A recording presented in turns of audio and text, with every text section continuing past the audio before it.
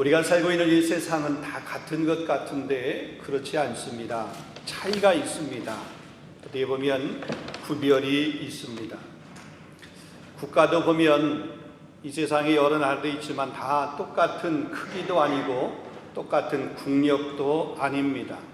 힘이 센 나라도 있고 상대적으로 그렇지 않은 나라도 있습니다. 기업도 역시 마찬가지입니다. 대기업이 있는 반면에 소기업도 있고 중소기업도 있습니다. 교회도 역시 마찬가지죠. 대형교회, 큰 교회도 있고 또 이게 작은 교회, 개척교회도 있습니다. 개인도 사는 형편도 때로는 다르고 추구하는 가치도 다르고 혹은 생각하는 것도 서로 이렇게 다릅니다. 각기 다양한 것을 보게 됩니다. 그러나 누구에게나 공평한 것이 있는데 그것은 바로 시간이라고 하는 것입니다. 선진국이라고 해서 선진국의 시간은 48시간이고 후진국이라고 해서 후진국의 시간은 하루 24시간이고 그렇게 차별이 있지 않습니다. 똑같이 24시간이라고 하는 것입니다. 우리 그리스도인의 시간관, 종말론적 시간관이라고 얘기를 합니다. 이 말을 쉽게 말하면 이 땅에 종말은 반드시 온다는 것입니다. 그래서 오늘 본문의 말씀에도 보면 베드로 사도는 그날을 주의 날이다, 하나님의 날이다 이렇게 표현한 것을 보게 됩니다.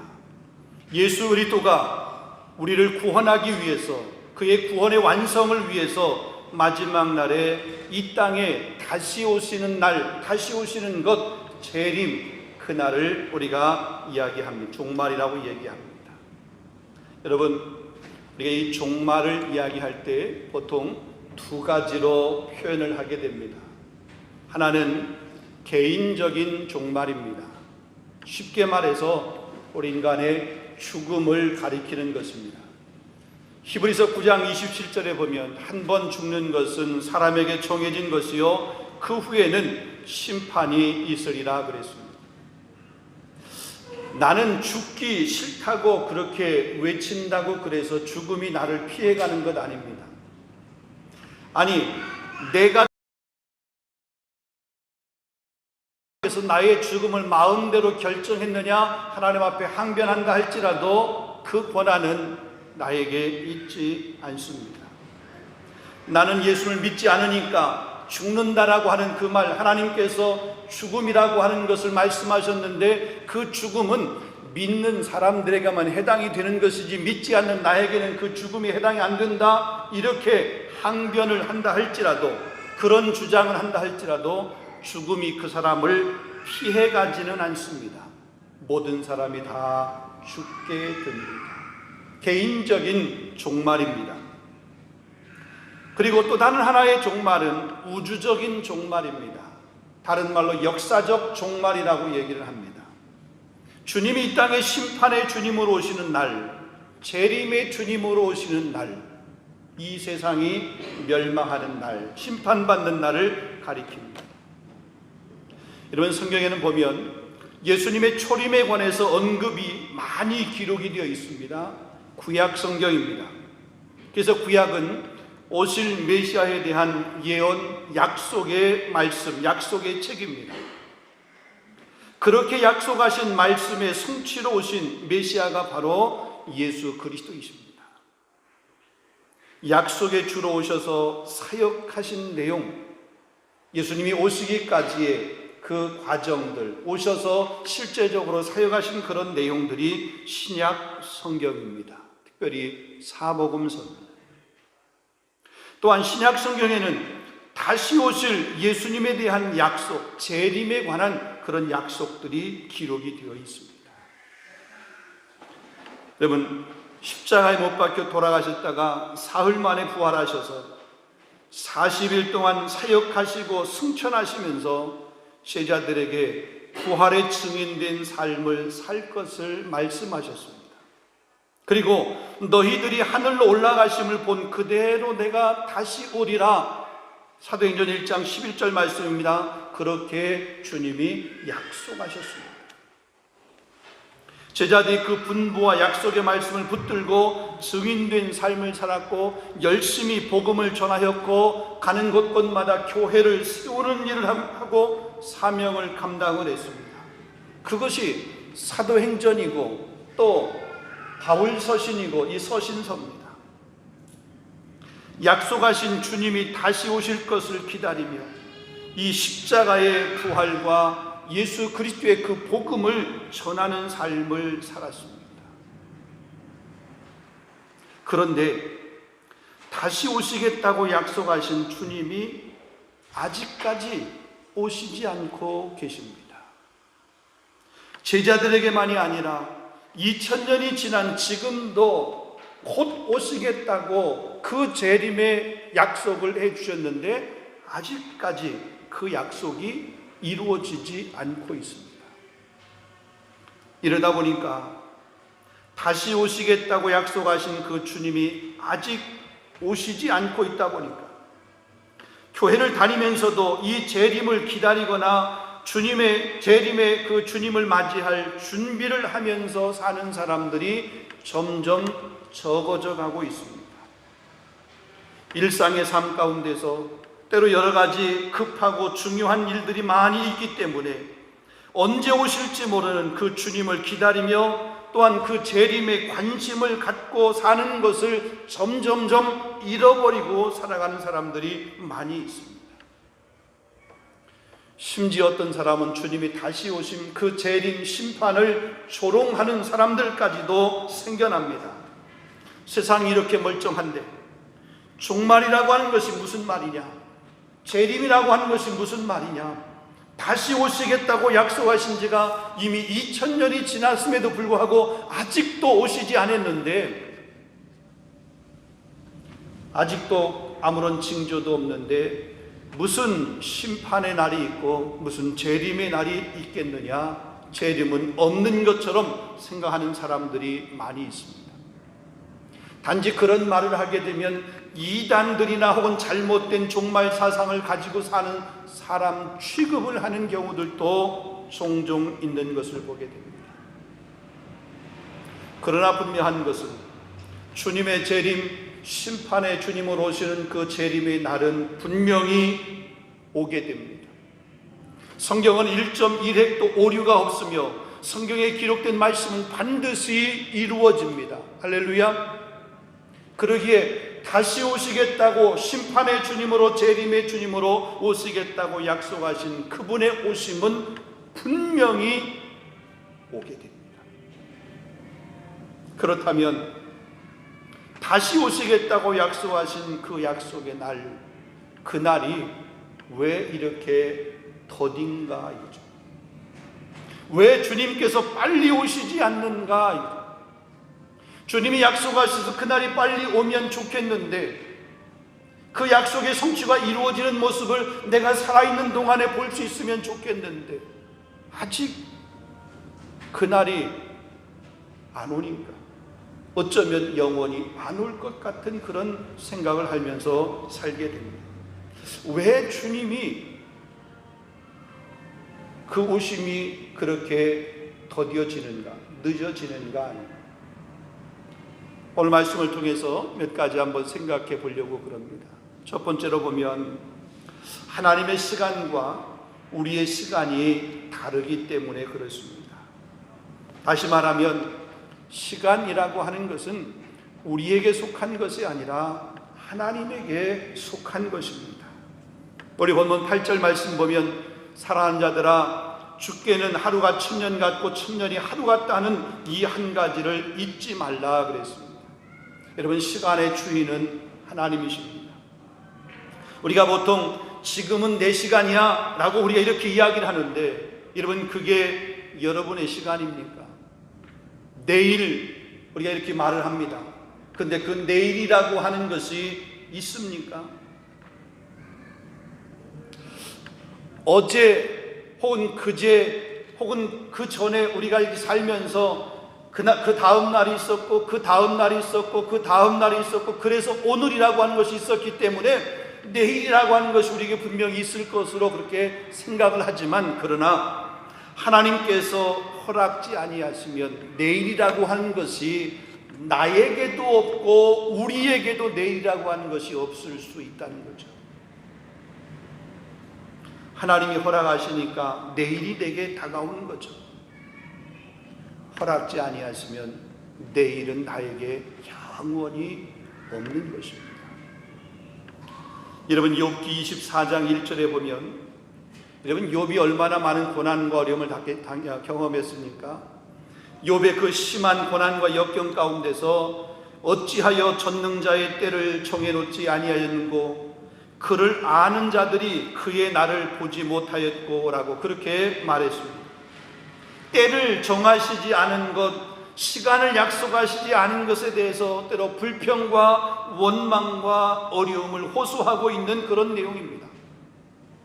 내가 이렇게 고난을 당하고 있는데 이 고난이 끝나는 때가 언제인가? 왜 그 고난이 끝나는 그 때를 하나님이 정해놓으시 안에서 지금 내가 이렇게 고난받는 시간이 어제도 있었고 오늘도 있고 계속해서 그 고난이 지속되는가? 왜 하나님이 그 때를 정해놓으시 아니했는가? 이러면서 탄식하고 있는, 이 호소하고 있는 그런 내용입니다. 여러분, 우리가 예를 들어서 내가 지금 심한 어려움을 겪고 있습니다. 심한 고난을 겪고 있습니다. 근데 그 고난과 아픔과 그 고통이 한 달만 견디면 된다. 혹은 일주일만 지나면 된다. 그 끝이 언제인지 어디까지인지를 우리가 만약에 안다라고 그러면 그것이 아무리 힘들고 어려워도 그 끝을 알기에 견딜 수 있습니다. 근데 우리가 그 끝을 알 수 있습니까? 지난해 초에 시작된 코로나의 그 시작, 우리가 코로나를 처음 겪을 때 한 달 혹은 두 달만 지나면 이 코로나의 위기도 신속히 사라지고 없어지고 일상의 삶을 우리가 영위할 수 있을 것 같았습니다. 그 옛날 사스나 혹은 메르스가 그렇게 잠깐 있다가 사라졌던 것처럼 그렇게 사라질 것으로 우리 그렇게 믿었습니다. 그런데 그게 두 달이 되고 6개월이 되고 1년이 되고 해가 바뀌었습니다. 지금도 여전히 이 코로나의 위험, 코로나의 위기가 우리 앞에 존재하고 있습니다. 언제 끝날지 모릅니다. 그렇다라고 그러면 기한을 우리가 모르기 때문에 때로는 답답하고 견디기가 힘든 거죠. 코로나도 그렇잖아요. 이 위기가 여름까지만 지나가면 나을 거야, 괜찮을 거야 라고 그러면 힘들어도 그 여름까지 지낼 수 있잖아요. 근데 그날도 장담할 수 있나요? 없어요. 그래서 성경은 때와 기한은 우리에게 있지 않다라고 하는 것을 이야기합니다. 하나님에게 있다라고 하는 것을 이야기합니다. 사도행전 1장 7절에 보면 때와 시기는 아버지께서 자기 권한에 주셨으니 너희가 알 바가 아니다, 이렇게 말합니다. 때와 시간, 그 기간, 그 끝은 우리가 결정하는 것이 아니에요. 그 시간은 우리의 시간이 아니에요. 하나님의 시간이에요. 그 시간의 주인은 하나님이시라고 하는 거죠. 하나님이 시작하였으니까 하나님께서 끝내시는 것이지 하나님이 시작하신 것을 내가 끝낼 수 없는 거죠. 그러기에 하나님의 시간과 우리의 시간이 다르다고 하는 것을 우리가 인정을 해야 돼요. 내 시간에 하나님의 시간을 맞추려고 하는 것이 아니라 하나님의 시간에 나를 맞추려고 그럴 때에 우리의 삶이 하나님의 통치와 다스림 안의 삶이 되는 줄로 믿습니다. 이 하나님의 시간은 우리를 기다리게 하는 시간입니다. 우리를 사랑하시는 것을 나타내 보여주는 그런 시간입니다. 그래서 이 기다림의 시간을 통해서 우리를 다듬어가고 만들어가는 그런 공정 과정입니다. 우리의 모난 성격, 성품 이런 것들을 갈고 혹은 깨트리고 혹은 두드리고 다듬어서 제대로 된 그런 작품으로 만들어가고 계시는 그런 시간. 하루아침에 완전한 몸이 되면 얼마나 좋겠습니까? 하루아침에 안 되니까 시간이 필요한 것입니다. 여러분, 아브라함을 가만히 보게 되면 아브라함을 부르셔서 그에게 약속하신 그 약속의 자녀가 허락되기까지 25년이라고 하는 시간이 지난 후였습니다. 하나님께서 그에게 약속하실 때 네게 25년이 지난 후면 너에게 약속의 자녀인 이삭을 선물로 주겠다, 그렇게 말씀하지 않아요. 네 씨를 통해서 내가 약속의 자녀를 주겠다라고 말씀했어요. 그게 1년일지 2년일지 몰라요. 근데 지나고 나서 보니까 25년의 시간이 지나고 나서 하나님께서 그에게 약속의 자녀를 선물로 주셨습니다. 모세가 출애굽의 지도자로 귀하게 쓰임받기까지 그의 40의 나이에 지도자 앞에 섰지만, 이 백성들 앞에 섰지만 지도자로서의 권위를 인정받지 못했습니다. 미디안 광야에 가서 40년을 지나고 난 후에 80세가 돼서 그가 이스라엘의 지도자로, 민족의 지도자로 서게 되었습니다. 그가 보낸 40년, 40세에 미디안 광야를 들어가게 될 때에 40년을 그곳에서 보낼지 모세가 알았을까요? 몰랐어요. 왜? 그 시간은 내 시간이 아니고 모세의 시간이 아니고 하나님의 시간이었기 때문에 그렇다는 거죠. 그 40년의 시간 동안 하나님께서 모세를 준비했잖아요. 25년의 시간 동안 아브라함을 하나님께서 준비하셨잖아요. 저와 여러분을 위해서도 하나님이 준비하고 계시는 그런 줄로 믿습니다. 자, 두 번째로 보면 이 기다림의 시간, 하나님께서 더디 오시는 그 시간은 한 영혼이라도 더 구원하시려고 하시는 하나님의 마음 때문에 더디 오신다, 그렇게 말씀하고 있습니다. 자, 본문 9절 하반절 말씀입니다. 오직 주께서는 너희를 대하여 오래 참으사 아무도 멸망하지 아니하고 다 회개하기에 이르기를 원하시느니라 그랬습니다. 하나님께서 그의 아들을 보내시고 십자가에 죽게 하신 것, 우리로 그를 믿어 구원을 얻게 하려고 하시는 것입니다. 우리 모두가 다 하나님의 자녀가 되는 것이 그분의 뜻입니다. 그래서 디모데전서 2장 4절에 보게 되면 하나님은 모든 사람이 구원을 받으며 진리를 아는데 이르기를 원하시느니라 그랬습니다.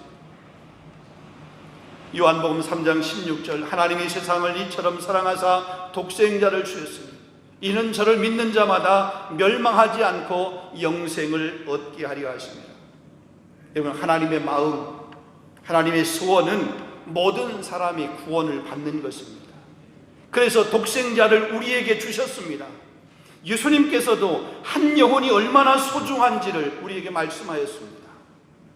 부활 승천하시기 전에 우리에게 영혼 구원과 전도와 선교의 명령을 했습니다. 그래서 우리가 주님이 다시 오시는 그날을 기다리는 그 시간은 선교적 사명을 감당해야 되는 그런 시간입니다. 아직 구원받아야 될 하나님의 백성들이 남아 있습니다. 택한 백성들이 돌아와야 될 그 시간, 그래서 그 충만한 수가 차야 되는데 아직 그 충만한 수가 차지 않았기 때문에 주님이 아직 재림하고 계시지 않는 것입니다. 우리가 가서 구원하고 건져내야 될 하나님의 백성들이 많이 남아있기 때문에 그렇습니다. 이 말을 다른 말로 얘기하면 우리에게 일하라고, 택함 받은 수가 차기까지 우리에게 그 일을 하라고 지금 주님이 더디 오신다라고 하는 그런 겁니다. 이후에 주님 앞에 우리가 섰을 때 부끄럽지 아니하고 칭찬과 또 상급을 준비하라고 시간과 기회를 주시는 것, 여러분, 이 사명을 잘 감당할 수 있는 저와 여러분 될 수 있기를 주님의 이름으로 축원합니다. 그 다음에 세 번째로 보면 주님의 다시 오심을 기다리며 사는 우리가 어떠한 삶을 살아야 되는가? 어떠한 사람이 되어야 되는가? 오늘 본문 11절 말씀에 그렇게 말합니다. 11절, 12절 말씀을 보게 됩니다. 이 모든 것이 이렇게 풀어지리니 너희가 어떠한 사람이 되어야 마땅하냐? 거룩한 행실과 경건함으로 하나님의 날이 임하기를 바라보고 간절히 사모하라 그랬습니다. 거룩한 행실과 경건함이 우리에게 있어야 된다. 하나님의 날이 임하기를 바라보고 그 날을 간절히 사모하는 그 마음이 있어야 된다. 하나님의 날, 주의 날, 주님이 재림하시는 그 날을 우리가 사모하는 마음이 있어야 된다는 거죠. 그 날이 임하기를 바라보고 정말로 사모하는 마음. 여러분, 초대교회를 가만히 보게 되면, 여러분, 초대교회가 폭발적으로 부흥하고 성장할 수 있었던 그 중심을 가만히 보게 되면 그들에게는 재림 신앙이 있었습니다. 아침에 눈을 뜨면 맨 먼저 고백했던 고백이 주여 오늘 오십니까? 이게 그들의 고백이었습니다. 하루를 마치고 밤에 잠이 들기 전에 그들의 고백은 이거였습니다. 주님, 이 밤에 오십니까? 이게 그들의 고백이었습니다. 낮에 사람들을 만나고 사람들과 헤어질 때 인사가 마라나타, 주님이 다시 오십니다. 이게 그들의 일상적인 인사였습니다. 하루하루 그 하루가 그들에게는 마지막이라고 하는 그런 의식을 가지고 살았습니다. 우리 한국교회도 가만히 보게 되면 우리 한국교회가 이렇게 부흥하고 성장했을 때 그때가 어느 시기인가? 주님이 다시 오실 것에 대한 그런 기대 혹은 기다림, 이런 재림신앙으로 뜨겁게 무장되어 있을 때였습니다. 나 우리 부모 세대들이 신앙생활하면서 그들이 때로는 이 하늘에 이렇게 먹구름이 막 이렇게 몰려오게 되면 곧 주님이 오시는 것 같았습니다. 그래서 그 주님이 오시는 날인가 보다라고 그러면서 때로 긴장하면서 그 주님의 오심을 준비하며 기다렸던 그런 모습이 있었습니다. 근데 요즘은 폭풍이 몰아치고 번개가 내리쳐도 사람들의 마음은 화인 맞은 양심처럼 되어버렸는지 주님이 다시 오심에 대한 그런 두려움도 혹은 기대도 혹은 소망도 점점점 없어지는 것 같습니다.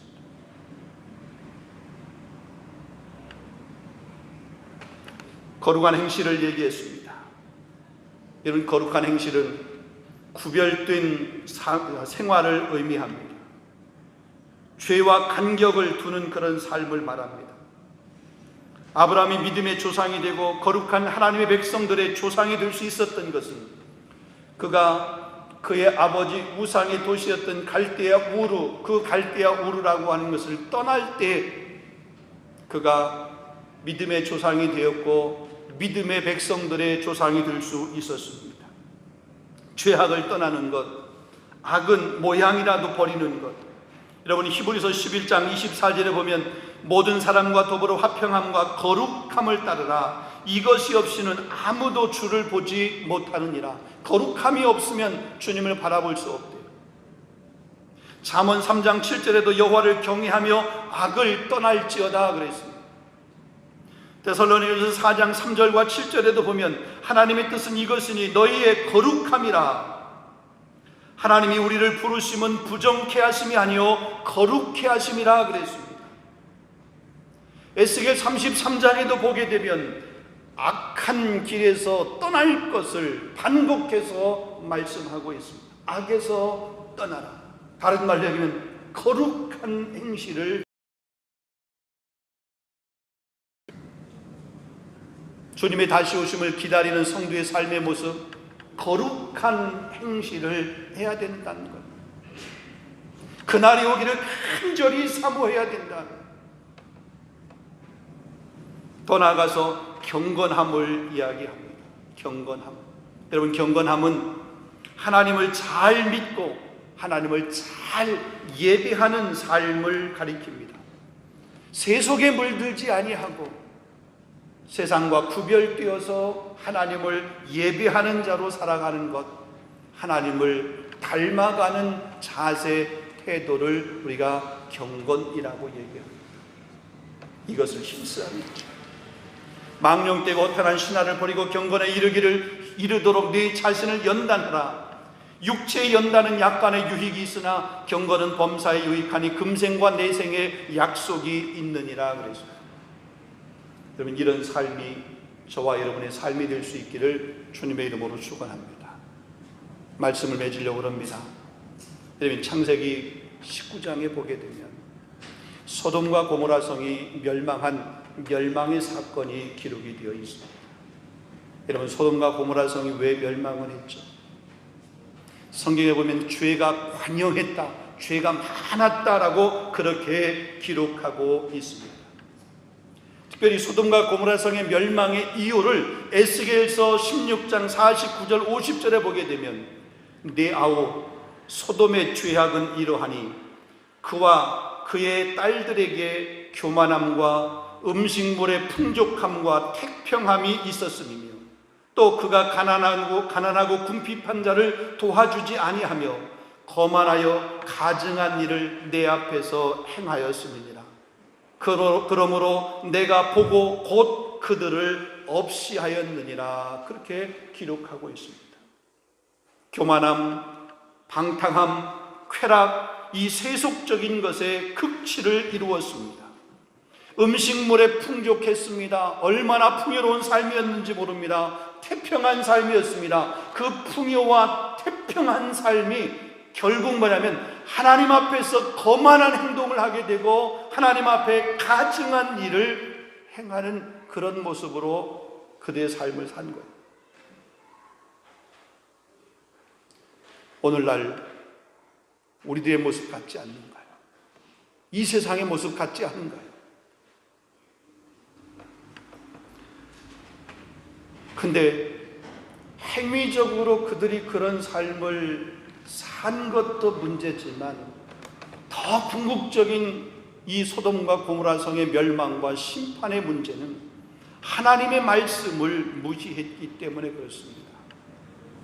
여러분, 이 롯이 그의 딸들과 결혼할 그 사위들에게 말합니다.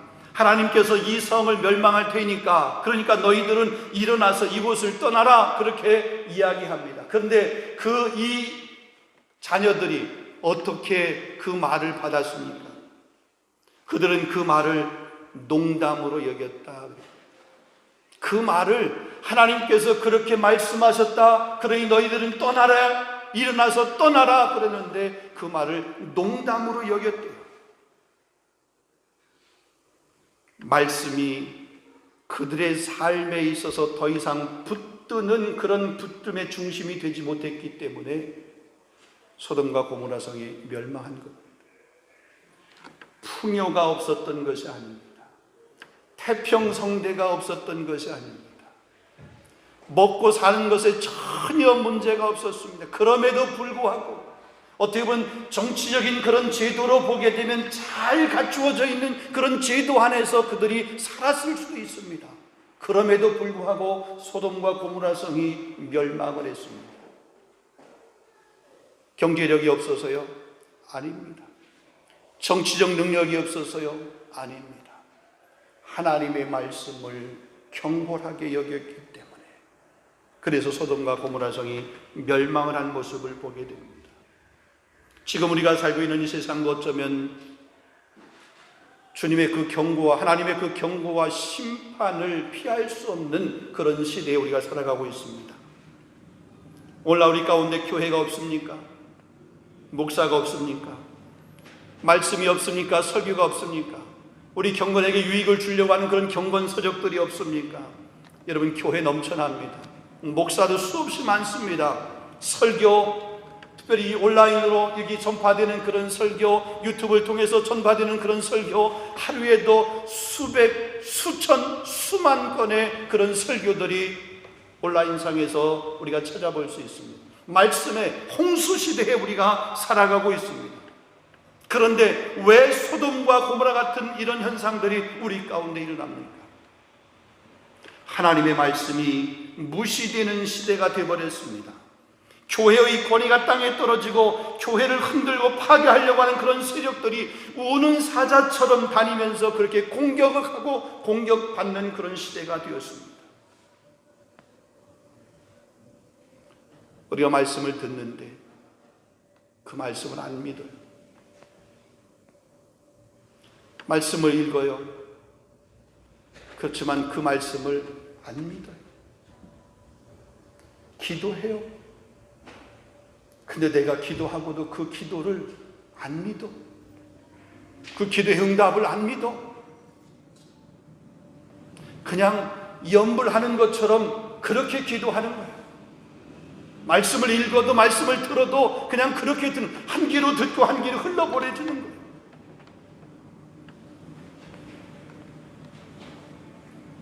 경건의 모양은 있는데 경건의 능력은 없습니다. 마치 외식하는 서기관과 바리새인과 같은 그런 모습. 정말 세리와 같이 가슴을 찢으면서 나는 죄인입니다. 하나님의 그 말씀을 붙들고 내 가슴을 찢는 통회하는 그런 통회함, 간절함이 없어요.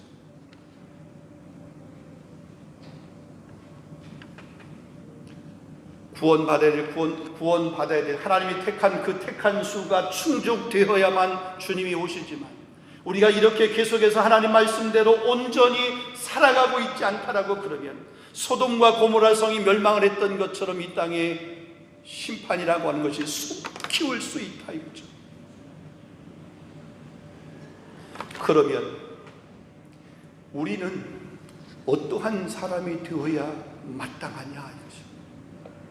이런 시대에 살아가고 있는 우리들, 우리 교회에 어떠한 사람이 되어야 되고 어떠한 교회가 되어야 되냐.